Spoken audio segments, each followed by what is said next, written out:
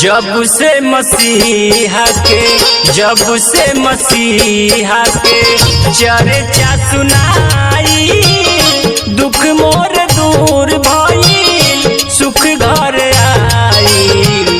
जब से मसीहा के चर्चा सुनाई, दुख मोर दूर भइल, सुख घर आई। जब से मसीहा के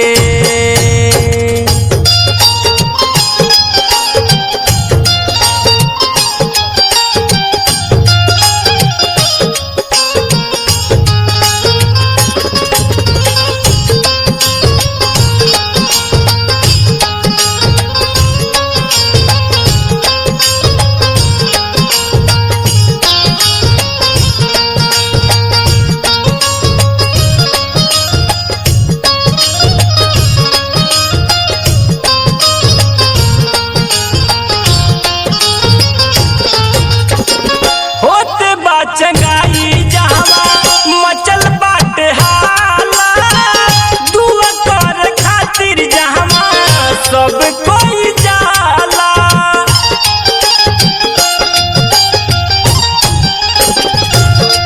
होते बा चंगाई जहवा मचल बाटे हाला, दुआ कर खातिर जहवा सब कोई जाला।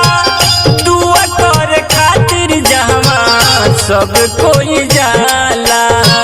प्रभु जी की महिमा जे करी दिल में समाई, दुख मोर दूर भइल, सुख घर आई। जब से मसीहा के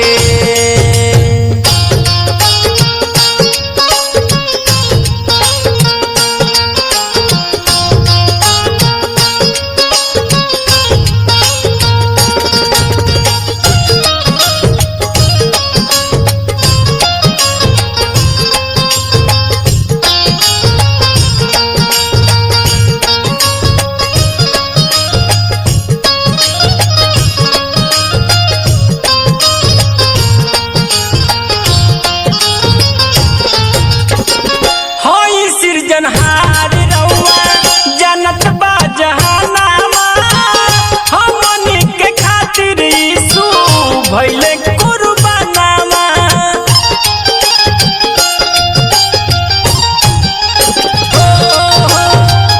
होई सिरजनहार रउआ जनत बा जहानामा, हमनी के खातिर यीशु भइले कुर्बानामा। हमनी के खातिर यीशु भइले कुर्बानमा। क्रूसवा पे यीशु जी के लहुआ बहाई, दुख मोर दूर भइल, सुख घर आई। जब